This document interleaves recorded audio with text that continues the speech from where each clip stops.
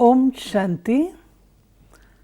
आज 17/4/17 बाबा की साकार रूप की चली हुई ये मुरली, इसको हमने आज सवेरे सुना है। और बाबा ने आज हम बच्चों को ऊंच पद कैसे प्राप्त करना है उसकी विधि बताई है।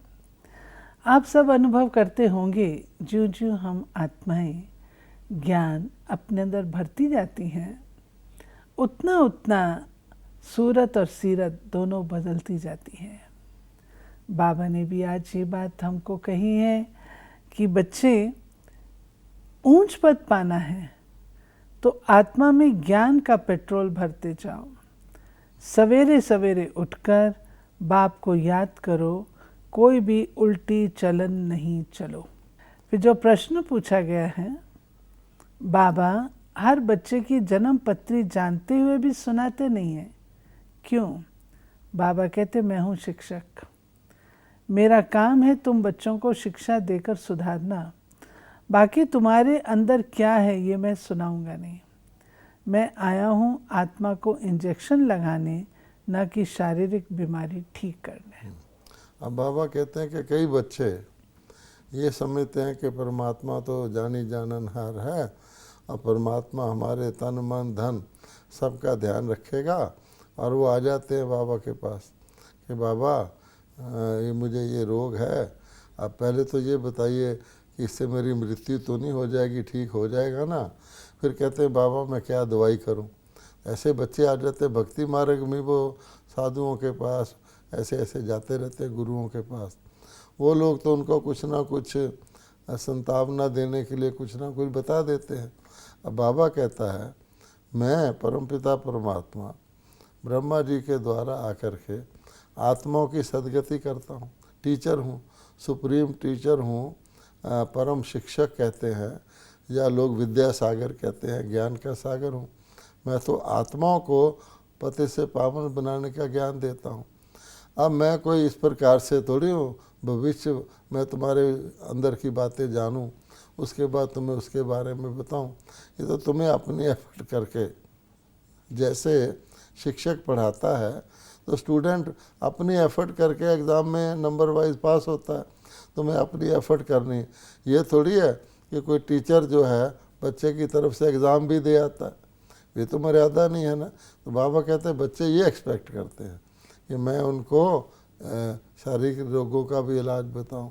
बाबा कहते हैं इसलिए मैं जानता हूं सब कुछ, लेकिन मेरा ये रोल नहीं है।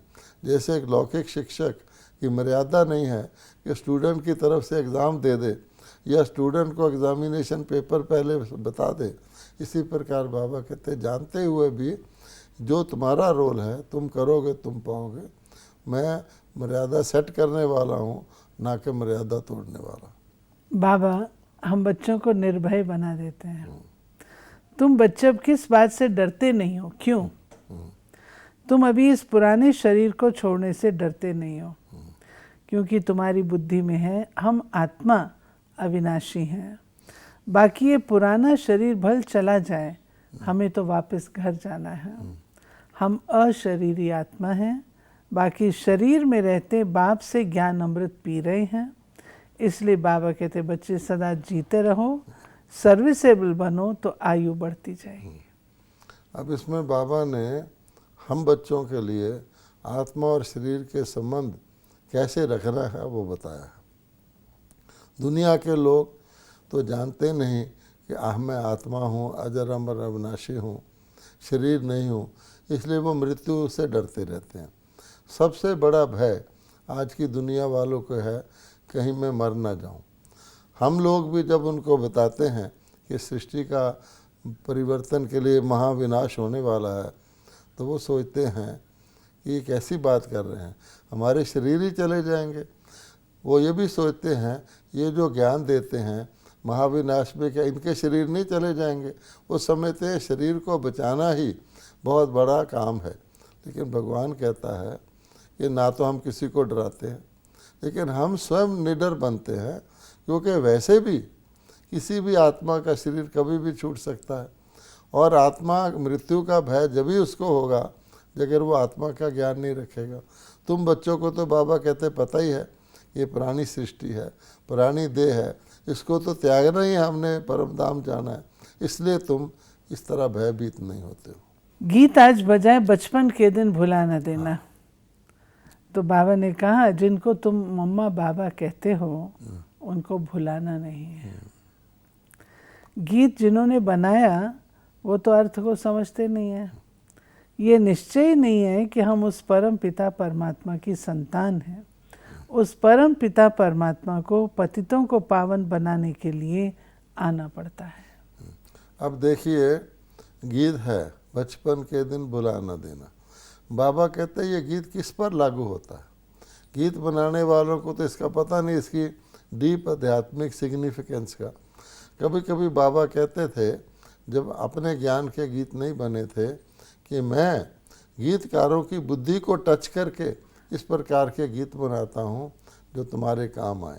तो ये भी उसी प्रकार का एक गीत है। अब बाबा कहते हैं बच्चे कौन, जो मम्मा बाबा अर्थात परमपिता परमात्मा के ब्रह्मा रूप को माँ के रूप में और शिव बाबा को पिता के रूप में जानते हैं, उनके लिए ये बचपन है। तो भगवान कहता है, वैसे भक्ति में कहते हैं तुम्हें माता से पिता तुम्हें, लेकिन वो संबंध है वो तो कभी मम्मा बाबा कहेंगे नहीं। और दूर का परम पिता प्रभु ईश्वर भगवान इस प्रकार के नाम लेंगे, फिर उसको लेते हुए भी परमात्मा को सब जगह कह देंगे, उसका कुत्ते बिल्ले में अवतार बता देंगे, तो पत्थर में। तो कोई माता पिता और बच्चे की बात, उनके संबंध मैंपन का अपनेपन का उनको अनुभव ही नहीं हो सकता। बाबा ने आज जो व्यत्यास है वो बताया है कि देखो मैं कहता हूँ अपने को आत्मा समझो, मनुष्य कहते अपन को परमात्मा समझो। कितना फर्क है। एक तरफ याद करते पतित पावन को, फिर कहते सब में परमात्मा है। दोनों कितना फर्क पड़ जाता है। अब देखिए अगर सब में परमात्मा है तो सब पावन होने चाहिए, फिर पतित पावन कह के याद क्यों करते हैं? पावन होने के लिए गंगा स्नान इत्यादि क्यों करते हैं? तो बाबा कहता है इसलिए मैं तो तुमको ये समझाता हूँ, तुम शरीर ना मानकर अपने को आत्मा मानो, और तुम जो है सीधा ही अज्ञान के वश अपने को परमात्मा मान रहे हो, और फिर परमात्मा मानकर पावन होने के लिए अनेक उपाय भी कर रहे हो। बाबा कहते मैं कितना निरंकारी हूँ, मुझे पतित शरीर में आना पड़ता है। जिन बच्चों को पूरा निश्चय है उनके मुख से क्या निकलेगा कि बरोबर ये हमारे माता पिता हैं और हम आपकी श्रीमत पर चलकर अवश्य श्रेष्ठ देवता बनने के लिए यहाँ आए हैं। परमात्मा तो सदैव पावन है, पतित दुनिया में मुझे बुलाते हैं। मैं कितना निरंकारी हूँ जो आके पतित शरीर में बैठ करके तुम बच्चों को पढ़ाता हूँ। अब बाबा कहते हैं दुनिया के डॉक्टर भी कहीं एपिडेमिक फैला हुआ हो, प्लेग हो फैला हुआ हो, वहाँ ड्यूटी समझ के जाते हैं, अपनी खुशी से नहीं जाते हैं और अपने एक बचाव करते हैं। लेकिन बाबा कहता है मैं परमपिता परमात्मा जो एक पावन दुनिया को रचने वाला हूँ और मैं सदा ही पावन हूँ, सदा शिव हूँ, मुझ परमात्मा को आना कहाँ पड़ता? पतित दुनिया में। यानी भगवान का पार्ट ही ऐसा है जिसको कहते हैं पतित को पावन करने वाला। तो पतित दुनिया में आएगा और पतित दुनिया में जिस रथ का वो आधार लेगा वो भी पतित होगा। एक कोई बहुत अच्छा लंदन क्वालिफाइड डॉक्टर हो, उसको भारत में आना पड़ जाए तो भारत के किसी गांव में जाएगा तो उसको वहाँ डिस्पेंसरी कैसी मिलेगी, वहाँ के इंस्ट्रूमेंट्स कैसे मिलेंगे, वहाँ के बेड और चदरें कैसी मिलेंगी, परंतु वो आएगा क्योंकि मैं सेवा भाव से आया हूँ। बाबा कहता है वो तो फिर भी इंसान है, लेकिन मैं परमात्मा देखो कितना निरंकारी, कितना निर्माण हूँ। मैं पुरानी दुनिया पुराने शरीर में आकर तुमको नई दुनिया में ले जाता हूँ। बाबा ने कहा है कि मैं तुमको श्रीमत देता हूँ पावन बनने की, और वो क्या है? सवेरे उठकर मुझे याद करो तो पाप भस्म हो जाएंगे। श्रीमत पर नहीं चलेंगे तो विक्रम विनाश नहीं होंगे, बंदर के बंदर रह जाएंगे, फिर कड़ी सजा खानी पड़ेगी। जानवर आदि तो सजा नहीं खाते हैं, सदा मनुष्य के लिए है। अगर बैल किसको मारता है वो मर भी जाए तो क्या उसको जेल में डालेंगे? मनुष्य को तो फौरन जेल में डाल देंगे। बाप समझाते इस समय मनुष्य तो उनसे भी बदतर हैं, उनको फिर मनुष्य से देवता बनाना है। यानी बाबा कहते हैं कि देखो, मैं तुमको श्रीमत रूपी सर्वश्रेष्ठ मत, जो तुमको पाश्विक वृत्ति से पशु जैसी, जैसे बाबा कहता है बंदर, शास्त्रों में दिखाया गया ना कि भगवान ने बंदरों की सेना ली थी।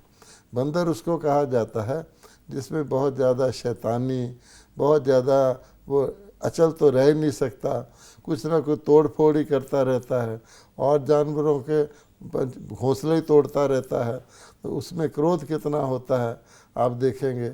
आजकल तो कई जगह मंकी मेनेस इतना है, कई जगह पर पब्लिक प्लेसेस में, मंदिरों में, हॉस्पिटल में जो बंदर जो है बहुत परेशान कर रहे हैं।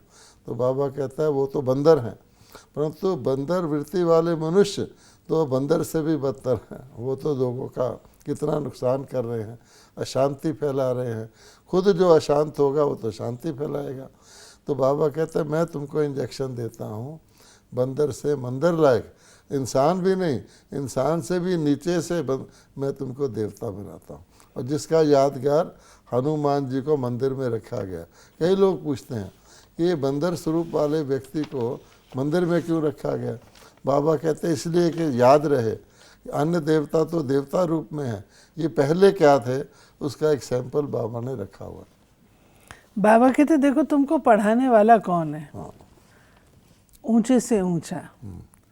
पढ़ाई तुम्हारी कितनी ऊंचे से ऊंची, और उसके बाद तुम जा करके पाई पैसे का पद पाओ, ये तो शोभा नहीं देता। जाके दास दासी बनो, ये तो शोभा नहीं देता। बाबा ने कहा यह राजयोग तो पद पाना चाहिए ऊंचा।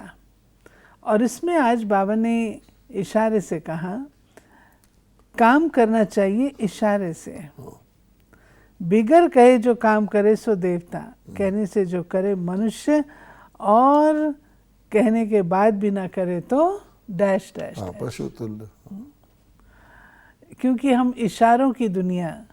देवताओं तो बोलते बहुत कम है, सारा काम इशारे से होता है, संकल्प से होता है। और फरिश्ते भी जो है वो भी संकल्प से मूवी वर्ल्ड में चलते हैं। तो इसलिए बाबा कह रहा है कि यही सोचो कि पढ़ाने वाला कितना ऊंच से ऊंच, उसका स्टूडेंट कैसा प्रोडक्ट होना चाहिए।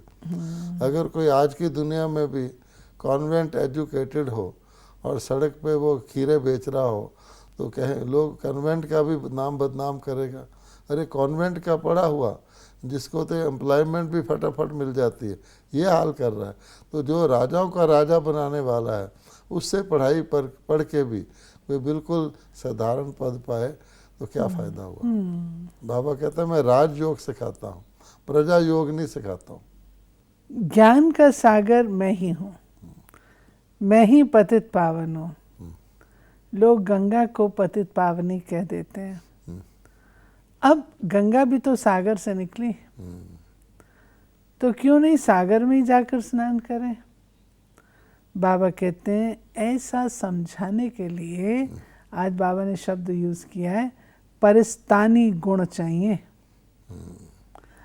सबको समझाना चाहिए। हम तो बाप की महिमा करते हैं, निराकार परमात्मा को तो सब मानते हैं, परंतु फिर सर्वव्यापी कह देते हैं। तुम तो निंदा करते हो। हाँ। बाबा कहता है कि ऊंचे ऊंचे भगवान को हम तो उसको राइट बात बताते हैं कि परमात्मा निराकार है, वो जन्म मरण से सदा मुक्त है, वही पतित पावन है, और तुम इसको सब जगह कह देते हो तो उसका निरादर कर रहे हो। क्या परमात्मा कूड़े करकट जानवर बिच्छू में है परमात्मा? तब बाबा कहता है कि मैं तुम्हें यथार्थ ज्ञान देता हूँ। लेकिन इसको समझाने के लिए बाबा ने क्यों कहा परस्तानी बुद्धि चाहिए? एक है दैवी बुद्धि, उसको कहा जाता है परस्तानी बुद्धि। आज की भगवत गीता में भी लिखा हुआ है दैवी संपदा और आसुरी संपदा। अब परस्तानी बुद्धि क्या कहती है कि लोग गंगा में स्नान क्यों करने जाते हैं पतित पावनी समझकर? गंगा को देवी मानते हैं, अर्थात शिव से निकली, तो शिव से निकली गंगा उसको तुम पतित पावनी मान के उसकी पूजा कर रहे हो, वहाँ स्नान कर रहे हो। जैसे कोई निराकार परमपिता परमात्मा के साथ योग ना लगाए, उसको न पहचाने, लेकिन परमात्मा की किसी संतान को, किसी भी ब्रह्मा कुमार कुमारी को अपने से श्रेष्ठ मान करके उसी से पावन बनने की कोशिश करे, तो पावन तो नहीं बना सकता, उसके लिए तो पतित पावन है। अगर आप किसी बीके टीचर से योग लगाओगे, उसको अच्छा समझोगे, तो तुम्हारे विक्रम विनाश ही नहीं होंगे। इसलिए बाबा कहता है गंगा भी तो सागर से निकली है। ये सूक्ष्म बुद्धि की बात है। कभी कभी बाबा बच्चों से पूछते थे ये नदियाँ कहाँ से निकली हैं, नदियों में पानी कहाँ से आता है, तो मोटी बुद्धि वाला कहेगा नदियाँ तो सागर में पानी भर रही हैं। पर बाबा कहता है सूक्ष्म बुद्धि वाला कहेगा नहीं, सागर का ही पानी एवेपोरेशन के द्वारा पहाड़ों पर बर्फ़ के रूप में जमा होता है, जिससे नदियाँ निकलती हैं। तो नदियाँ तो सागर से निकली ना। इसलिए बाबा कहते हैं सूक्ष्म बात वही समझा सकते हैं। बाबा ने फिर कहा कि मैं आके क्या करता हूँ, मैं प्रवृत्ति मार्ग की स्थापना करता हूँ। मुझे भी कहते हैं तुम माता पिता, और मैं आकर के ब्रह्मा को अडॉप्ट करता हूँ। ऊपर में है फूल, फिर है मेरू दाना, उसका भी अर्थ नहीं समझते। फूल और मेरू युगल दाना, मात पिता प्रवृत्ति मार्ग है ना। रचना रचेंगे तो जरूर मात पिता चाहिए। इन द्वारा बैठ लायक बनाते हैं, जो फिर माला सिमरी जाती है। तो बाबा कहते हैं कि युगल रूप प्रवृत्ति मार्ग मैं रचता हूँ, तो आत्मिक रूप में मैं तो परम पिता हूँ, लेकिन जब मैं धरती पर आता हूँ तो शरीर का आधार लेके तुमको अडॉप्ट करता हूँ। तो ये सारा ज्ञान का जो बच्चे हम बनते हैं शारीरिक रूप से, वो एडॉप्शन के प्रोसेस से बनते हैं। दुनिया में भी ये रस्म है, पति जो है पत्नी को अडॉप्ट करता है। पति की पत्नी को उसके घर के रिश्तेदार नहीं होती, अडॉप्ट करके उसके द्वारा शारीरिक रचना रचता है। वो भी आत्मा को नहीं रचता, शरीरों को रचता है। इसी प्रकार से बाबा कहते हैं मैं परम पिता परम पति हूँ, तो मैं आकर के ब्रह्मा को अडॉप्ट करके उसके द्वारा तुम बच्चों को भी अडॉप्ट करता हूँ। हमारे शारीरिक माता पिता और हैं, लेकिन आत्मिक रूप से पिता शिव है, और धर्म के धर्म पिता हमारा ब्रह्मा बाबा है। बहुत काल से हमने सृष्टि रंगमंच पर पाठ बजाया, 5000 वर्ष। अब बाबा कहते हैं कि बच्चे अब तुमको वापस जाना है। मैं अविनाशी आत्मा हूँ, ये पुराना शरीर भल चला जाए। बाबा ज्ञान अमृत पिलाते हैं, इसलिए भले जीते रहें। इस समय संगम पर पाठ चल रहा है ज्ञान अमृत पीने का। वह भी जो सर्विसेबल होंगे उनकी आयु बढ़ेगी। प्रदर्शनी में बहुत सर्विस होती है, बहुत इम्प्रूवमेंट होगी। और आज हम लोग देख रहे हैं कि शुरू के चित्र और आज के चित्रों में कितना अंतर हो गया है। रिफाइन होते जा रहे हैं। मुरली में बाबा ने इसमें पहले भी कहा कि वास्तव में तो तुम आत्माओं को अब घर वापस जाना है, तुम्हारा देश से कोई लगाव नहीं है। लेकिन जो बच्चे सर्विस करते हैं, बाबा के मैसेंजर बनते हैं, बाबा कहते हैं उनको मैं कहता हूँ बच्चे भले जीते रहो, तुम्हारी आयु लंबी हो। औरों को कहते हैं कि तुम यहाँ से समेट के जाओ। लंबी आयु का क्या अर्थ है कि जो ईश्वरी सेवा में सहयोगी बनते हैं, बाबा उनकी आयु भी बढ़ा देते हैं। अगर आप आज भी देखें तो हमारी दादी जानकी जी जो ब्रह्मा कुमारी की चीफ हैं, वो 101 वर्ष की है। अन्य दादियाँ जो हैं, दादी हृदय मोहिनी जी, दादी रतन मोहन जी, वो भी 90 से ऊपर हैं। तो आयु किसने बढ़ाई, और कितनी एक्टिव है दादी जानकी जी और अन्य दादियाँ भी, तो बाबा ने बढ़ाई, क्योंकि सेवा की। तो सेवा का फल आशीर्वाद के रूप में मिलता है। भक्ति में भी आशीर्वाद देते हैं, आयुष्मान भव। तो बाबा कहते हैं यहाँ तो तुम डायरेक्ट ईश्वरी सेवा करते हो, तो तुम्हारी आयु तो बढ़ेगी ना। बाबा कहते तुम हो ईश्वरी संतान, और ईश्वरी संतान को कभी किसी को दुख नहीं देना है। दुख देंगे तो दुखी होकर के ही मरेंगे। सबको सुख दो, क्योंकि जो आने वाली सतयुगी दुनिया है वो है सुख की दुनिया, लेकिन वहाँ आप किसी को सुख नहीं दे सकते। ये एक वंडरफुल बात है। जब आप सुख की दुनिया में जाते हो तो किसी को सुख नहीं दे सकते, क्योंकि वहाँ सब सुखी है। और दुख की दुनिया में भी लोग किसी को सुख नहीं दे सकते, क्योंकि स्वयं ही दुखी हैं।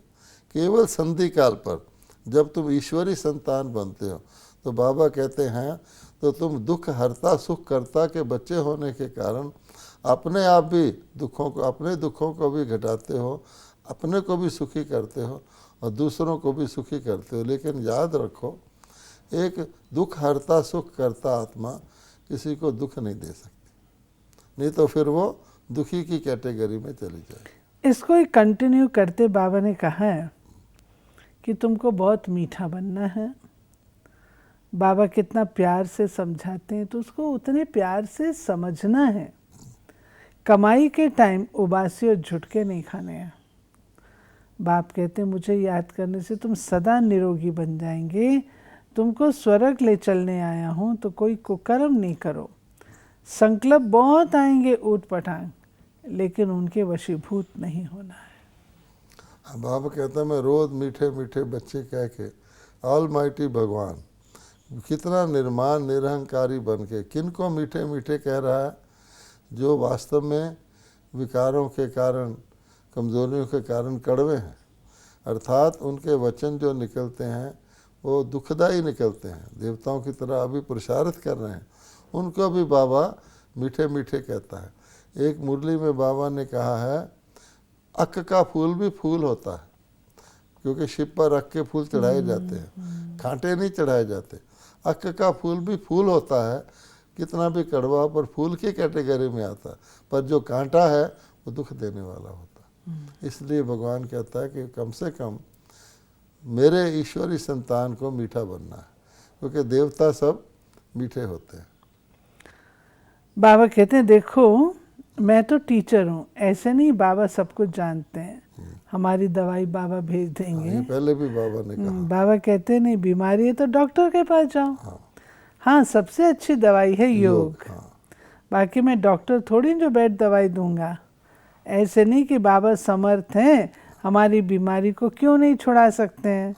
भगवान तो जो चाहे सो कर सकता है। नहीं, बाप तो आए हैं पतितों को पावन बनाने। यही है ना कि मनुष्य भक्ति में उनके संस्कार हैं कि अपनी तरफ से कुछ प्रसारित नहीं करना, हम तो निर्बल हैं भगवान, बस तू मेरी तरफ से सब कुछ कर दे, वही संस्कार चला आता।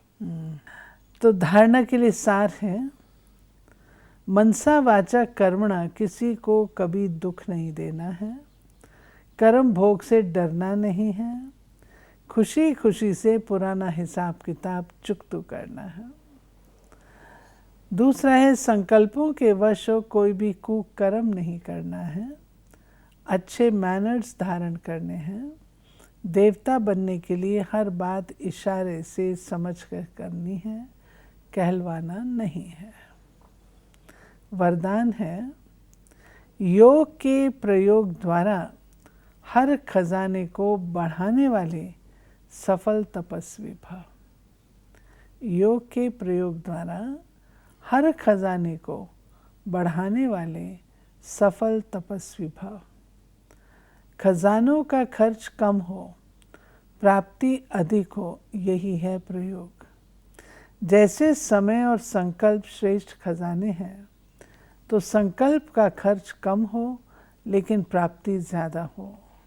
जो साधारण व्यक्ति 2-4 मिनट सोचने के बाद सफलता प्राप्त करते हैं, वो आप 1-2 सेकंड में कर लो। कम समय कम संकल्प में रिजल्ट ज़्यादा हो, तब कहेंगे योग का प्रयोग करने वाले सफल तपस्वी। इसमें बाबा ने बताया है कि योग एक शक्ति है, योग एक बल है, लेकिन वो शक्ति भी प्रयोग करने के लिए, ताकि हमारे अंदर वो गुण धारण हो। अगर हम, और इसी को तपस्या कहते हैं। जैसे दुनिया के अंदर कोई कमाई करता है, संसारिक धन कमाता है, उसको कितनी मेहनत करनी पड़ती है, उसको कितना तपना पड़ता है। इसी प्रकार भगवान कहता है किसी स्टूडेंट को भी अच्छी पढ़ाई पढ़नी पड़ती है, उसको तपस्या करनी पड़ती है, चारों तरफ की आकर्षणों का त्याग करना पड़ता है। लोग कहते हैं अभी तुम्हारे पढ़ाई के दिन हैं, इसलिए लगन लगा के पढ़ो। तो योग भी एक लगन की अगन है।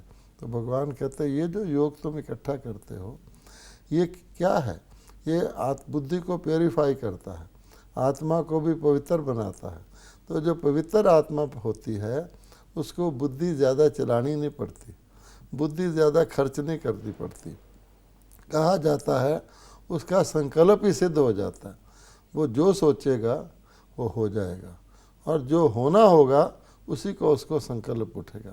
देवी देवताओं की यही विशेषता है कि देवी देवता बुद्धि नहीं चलाते, और यहाँ तक कि देवताओं के जो गुण हैं, जो देवताओं की क्वालिफिकेशंस हैं, उसमें शक्ति और बल का नाम ही नहीं है। जैसे एक फल होता है, आम का पका हुआ फल है, वो पका हुआ फल है, उसके गुण हैं, लेकिन किस शक्ति से वो बना पका, उसमें कितनी मेहनत हुई इत्यादि इत्यादि वो नहीं।